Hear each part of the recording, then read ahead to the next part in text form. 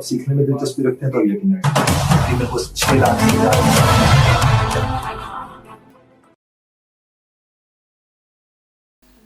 एक कहानी मैंने कहीं पढ़ी तो सोचा कि मैं आपके साथ उसे शेयर करूं, क्योंकि इस कहानी ने मुझे बहुत इंस्पायर किया और हम सब लोगों को इंस्पिरेशन की ज़रूरत होती है। देखिए साहब, मैं लोगों से अक्सर ये कहता हूं कि जो इंस्पायर होते हैं सिर्फ वही इंस्पायर कर सकते हैं, क्योंकि इंस्पायर होने वाला हसद नहीं कर रहा होता, इंस्पायर होने वाले में जेलसी नहीं होती, और जो इंस्पायर नहीं होते उनमें हसद आ जाता है, और जिनमें हसद आ जाता है तो फिर मैं उनसे कहता हूं कि अगर आप इंस्पायर नहीं होंगे तो फिर थोड़े थोड़े करके फिर आप क्या हो जाएंगे, एक्सपायर हो जाएंगे।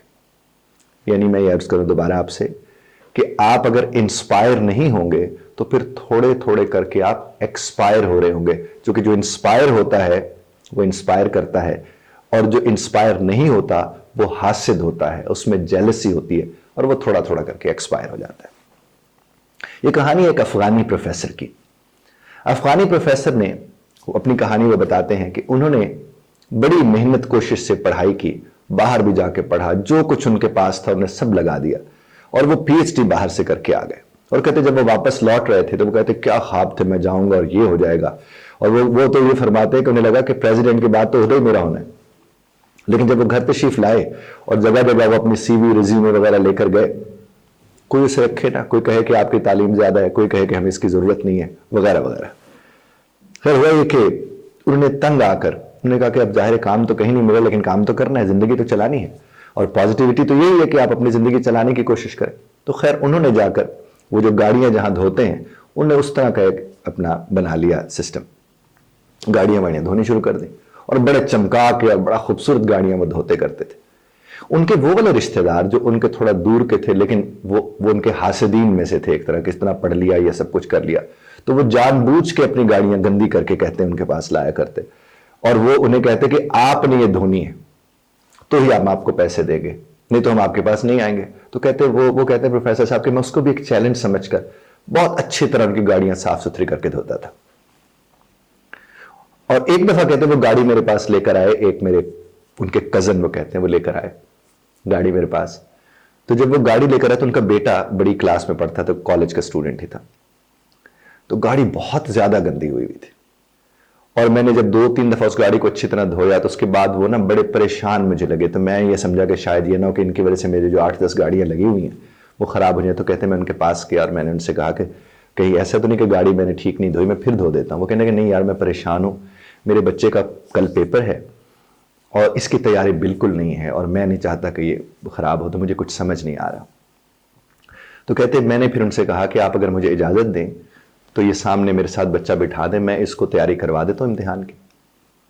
तो कहते वो तो अचंभे से, पहले हैरानी से मुझे देखने लगे, और फिर उन्होंने कहा कि ठीक है तुम करा दो इसको तैयारी, अगर तुम समझते हो तुम करा सकते हो तो। अब जब वो बच्चे को लेके बैठते हैं, वो कहते कि मैं आधे पौने घंटे के अंदर मैंने उसके इतने अच्छे कॉन्सेप्ट्स क्लियर कर लिए कि वो कहते वो भी मुझे बैठे देख रहे थे, जो कजन थे मेरे, इतने अच्छे मैंने उसके कॉन्सेप्ट्स क्लियर कर लिए कि वो जो इतने अरसे से मुझे इस तरह तकलीफ में रखे हुए थे, वो मुझे देखकर अजीब से उनकी आंखों में चमक आई, और मुझे कहने लगे कि यार जो यूनिवर्सिटी का वाइस चांसलर है वो मेरा यार है, तुम अगर कहो तो मैं तुम्हें उसके पास ले चलूं। तो कहने लगा, मैंने कहा कि ये मेहरबानी होगी अगर आप मुझे उनके पास ले चलेंगे तो उस वक्त वो कहते हैं कि मेरे पास कपड़े जो थे वो ज़ाहिर गाड़ियां धो धो के जो खराब हुए थे वही कपड़े थे मेरे पास, तो कपड़े भी उस तरह से नहीं थे कि मैं बदल सकता या ऐसा कुछ। तो वो मुझे कहने लगे कि चलो मैं तुम्हें लेकर चलता हूँ। कहते मुझे वो लेकर चले गए वहां पर।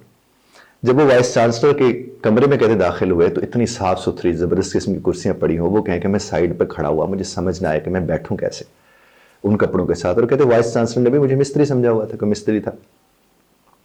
खैर कहते यहाँ कुछ साथ मुझे कपड़ा एक पड़ा हुआ मिला, मैंने वो उठाया, कुर्सी के ऊपर रखा और वहां बैठ गया। तो कहते मेरे वो जो कज़न थे उन्होंने तारुफ करवाया मेरा उनको, वाइस चांसलर साहब को, कि ये मुआशियात पढ़ा सकता है, तो मैं चाहता हूँ कि आप इन्हें एक मौका दें। तो कहते उन्होंने मुझे सर से लेकर पांव तक बड़ी तहकीर वाली नज़र से देखा, हकारत की नज़र से देखा। तो उन्होंने कहा कि अच्छा ठीक है, अगर आप कह रहे हैं तो इन्हें कहें कि ये ज़रा जितने 2-4 दिन लेते हैं लेके तैयारी करके आए और दे दें डेमो एक यहाँ पर। कहते मैंने उधर कहा कि डेमो में 2-4 दिन क्या चाहिए, मैं आज आपको डेमो देता हूँ। कहते उसके बाद उन्होंने मुझे जो देखा जिन नज़रों से, वो ये किन नज़रों ने तूने आज देखा कि तेरा देखना देखा न जाए, अजीब सी कैफियत थी। उसके बाद कहते जनाब क्या हुआ कि मैंने کہا کہ میں ابھی ڈیمو کے لیے تیار ہوں. تو کہتے وائس چانسلر صاحب نے فون ملایا کوآرڈینیٹرز کو اور نے کہا کہ سب پروفیسرز اور ٹیچرز کو اکٹھا کریں، ایک کمرے میں آ جائیں، ایک صاحب ہیں انہیں ڈیمو دینا ہے. کہتے خیر مجھے وہ کمرے ملے گئے، میری حالت وہی تھی، وہ پروفیسرز ٹیچرز اسٹوڈنٹ سب دیکھ کر سب کہیں کہ یہ کیا پڑھائے گا، یہ کون ہے، کوئی پاگل آدمی آیا ہوا ہے. کہتے اس کے بعد میں نے بورڈ کے اوپر جب نیرو ڈاؤن کیا ٹاپکس کو، انہیں بتاتا گیا کہ یہ ٹاپکس ہیں، ان سے پوچھا کون سے ٹاپکس، کہتے وہ سب میں نے لکھے. پھر میں نے کہا اس کے اوپر کون سا ٹاپک، اس کے اوپر کون سا. کہتے جب میں نیرو ڈاؤن کر کے وہاں پر پہنچا تو کہتے پورا جو حال تھا وہ تالیوں سے گونج اٹھا. سب کے سب بچے کھڑے ہو گئے، پروفیسر کھڑے ہو گئے، ایک حیرانی سی ہو گئی سب کو کہ اتنا اچھے طریقے سے کوئی شخص پڑھا سکتا ہے.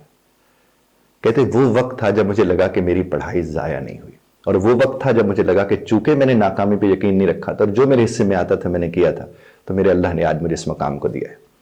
اور پھر اسی یونیورسٹی کے وائس چانسلر صاحب نے کہتے ہیں وہاں سب سے زیادہ جو پیسے دیتے تھے پروفیسر ایک تھے، وہ 50,000 لیتے تھے، 50,000 افغانی. اور کہتے مجھے 1,20,000 افغانی پہ رکھا گیا اسی یونیورسٹی کے اندر. اور کہتے میرا ابھی 1 سال کا جو گاڑیاں دھونے والی جگہ کا معاہدہ تھا وہ وہیں تھا، اور میں 5 سے 7 ممالک پھر چکا تھا انٹرنیشنل کانفرنسز اپنے ادارے کی طرف سے جا کے.